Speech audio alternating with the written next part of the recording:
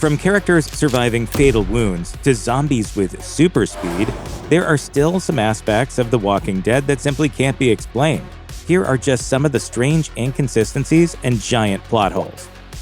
In the very first episode, Rick Grimes awakes from a coma to find himself in the middle of a zombie apocalypse. While this certainly makes for a dramatic series kickoff, it's never made clear how Rick managed to survive up to that point. Prior to the apocalypse, Rick was a sheriff's deputy. He sustained a gunshot wound in the line of duty, which put him in a coma for 4 to 5 weeks, according to Walking Dead showrunner Dave Erickson. That's a lot of time to be in a coma without medical attention. In the web series The Oath, we learned that a doctor stayed at the hospital after the outbreak and took care of the patients for a while. My oath is to people who need help. And that holds up now more than ever. This helps explain how Rick survived, but he still wakes up alone and malnourished, which implies that he's been without medical care for a while. It must be magic. The outbreak happens on August 26, 2010, yet Rick and the gang somehow find a 2011 Hyundai Tucson in Season 2. This means that the group found a vehicle that wasn't invented yet, let alone mass-produced.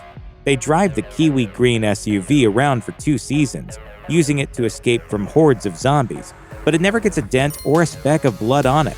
The vehicle stays sparkling clean in a post-apocalyptic world because of a product placement deal with Hyundai. The contract stated that the vehicle couldn't break down, get excessively dirty, or be used to run over zombies. While this makes sense for Hyundai, the pristine car looks out of place in the world of the show. But hey, if we were living in a post-apocalyptic world and found a time-traveling car that was always clean and never broke down, we'd drive it around too. Rick and the rest of the survivors are in Georgia for most of the series. Georgia summers are hot and humid, but it gets cold and snows during winter. Despite this, we hardly ever see the survivors deal with snow in The Walking Dead. In fact, there isn't a single snowflake until the Season 9 finale. Best bet is to go old school to keep toasty. I'd advise initiating Winter 1 Ice Storm Protocol.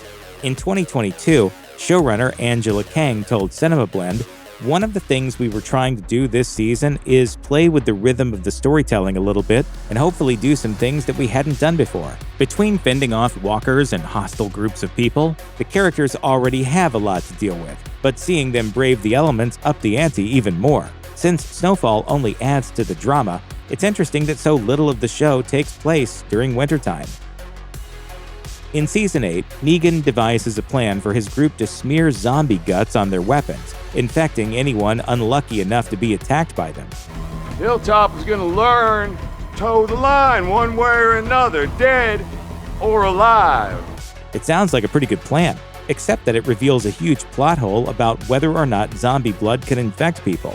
If survivors get infected every time zombie DNA enters their bloodstream, there are several instances in which characters should have gotten infected, but somehow don't. In Season 2, Episode 10, 18 Miles Out, Shane gets trapped in a school bus while fighting walkers. He cuts his hand with a dirty knife and uses his blood to distract them.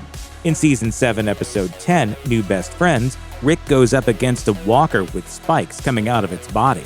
His hand gets cut by one of the blades, which we can assume is covered in infected blood since it's impaling the zombie's body. So which is it? Can zombie blood infect survivors or not? You all submit to a blood test. That's the price of admission. If not, Negan's plan makes no sense. And another thing, why haven't survivors smeared zombie goo on themselves more often to avoid danger? They use this tactic to camouflage themselves in Seasons 1 and 5, and of course there are the Whisperers, who regularly wear zombie faces to blend in with herds of the undead. From the group's invincible Hyundai Tucson to Daryl's iconic motorcycle, the survivors use a variety of vehicles throughout the show. But the story takes place over a number of years, and gasoline has an expiration date. So where is this magic gas coming from? RAC Limited, a British automotive services company, confirmed this information in 2019, saying, "Generally speaking, petrol has a shelf life of 6 months if stored in a sealed container at 20 degrees Celsius, or just 3 months if kept at 30 degrees. Once you've put fuel in a jerry can or other containers, you only have a few months before the quality starts to fall away, even less if the fuel is contaminated." They go on to explain that using old gasoline can damage vehicles and impact their overall performance. However, this isn't the only reason why characters shouldn't be able to drive in the show. Think about how much maintenance vehicles require on a regular basis. Flat tires, dead batteries, and transmission problems are pretty common problems even during a non-apocalypse. When you consider that most of the vehicles in the show have been sitting unattended for months or years on end, and not every group has a mechanic, watching the survivors cruise around at will just doesn't add up. Survivors in a post-apocalyptic world would have way more to worry about than landscaping, so why are there freshly mowed lawns in the show? The prison that Rick and the gang discovered in Season 3 has a large, well-maintained yard, despite no one taking care of it. There are some prisoners there when the group arrives, but they've been locked in the cafeteria for months, so they didn't have access to the lawn. Was there a zombie landscaper that still had the basic motor skills to push a lawnmower across the field? Before the show aired, AMC released some rules that all zombies in the show follow, which included this one. Zombies are not dexterous. They cannot pick up or use any items more complex than a rock or a stick. So, no weed whackers then. During an interview with Chris Hardwick in 2017, showrunner Scott M. Gimple finally addressed this enigma. I am working on a story. Okay. All of these years, why the grass is cut will be answered. It seems like it'd be hard to carve out me time in the middle of a zombie apocalypse, yet between making supply runs and fighting for their lives, the survivors managed to maintain stylish haircuts. Carol, for example, rocks a pixie cut, and Negan shaves the sides of his head. For the most part, the men do a great job of grooming their facial hair, whether they're sporting a majestic, well-moisturized beard or just the right amount of stubble. But the ladies of the show stay especially well-groomed. In addition to keeping their eyebrows on point, there aren't any hairy legs or armpits in sight. Their smooth, radiant skin hints at a 10-step nightly routine and an effortless, no-makeup look. No matter how dire the situation, all of the survivors have stylish clothes that fit them perfectly. Yes, they're a bit dirty and have some holes in them, but that kind of wear and tear could happen over the course of a week-long camping trip. And can we talk about how great everyone's teeth look? Maybe there were salons and dentists in Alexandria, but the rest of the time, it doesn't make sense. There are many different types of walkers in the show, from those that couldn't move around to those that wandered back home and everything in between. But despite all the zombie variants, zombie children are weirdly missing from the series for the most part. Ironically, the first zombie that ever appears on the show is a little girl. In the very first episode, Rick tries talking to her, but then she starts getting aggressive and he has to shoot her. After that, there are a handful of other zombie kids, such as Carol's daughter, Sophia, the governor's daughter, Penny, and Noah's unnamed brother. However, that's nothing compared to the hordes of adult zombies that threaten the survivors at every turn. The scarcity of zombie children is unusual, especially considering that in the Walking Dead universe, everyone has the virus and turns into a zombie after they die, whether or not they're bitten. The survivors face all kinds of danger throughout the series, including the possibility of starvation. At the beginning of Season 3, the group has been on the run for a while, and Carl is so hungry that he almost resorts to eating canned dog food. There have even been episodes when the group has to walk miles on end, like when they are trying to find Terminus in Season 4. But all that extra cardio doesn't lead to any weight loss. When it comes to body weight, viewers have had questions about two characters in particular, Tara and Eugene. In a 2016 Instagram post, Alana Masterson, who played Tara, fired back at body shamers and explained that she just had a baby before filming Season 7.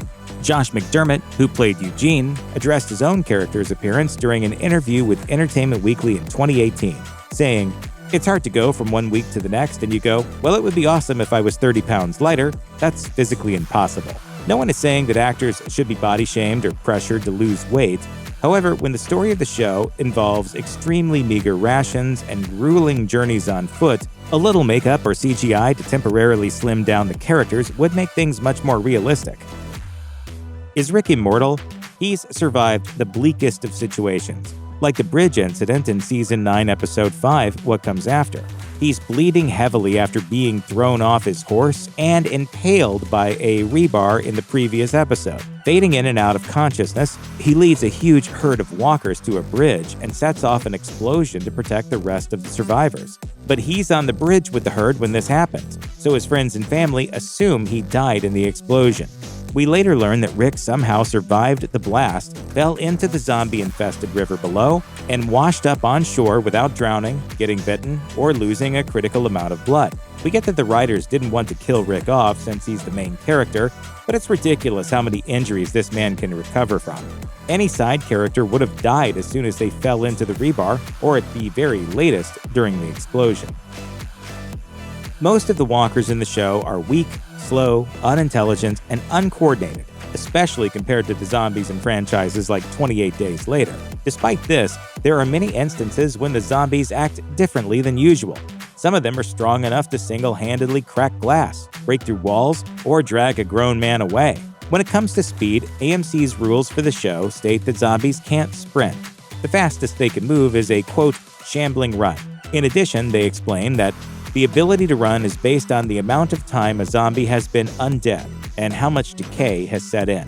However, there have been times when walkers keep pace with characters running at full speed. One glaring example of this is in the Season 2 premiere, What Lies Ahead, when Sophia is running for her life and two walkers are able to keep up with her just fine. And what about the zombies' varying levels of intelligence and dexterity? In the show's first episode, a zombie returns home and tries to open the door. In the next episode, a zombie chasing after Rick and Glenn has the wherewithal to climb over a chain-link fence without breaking its legs. These instances are a far cry from walkers mindlessly stumbling around all day. Do we chalk it up to undead evolution?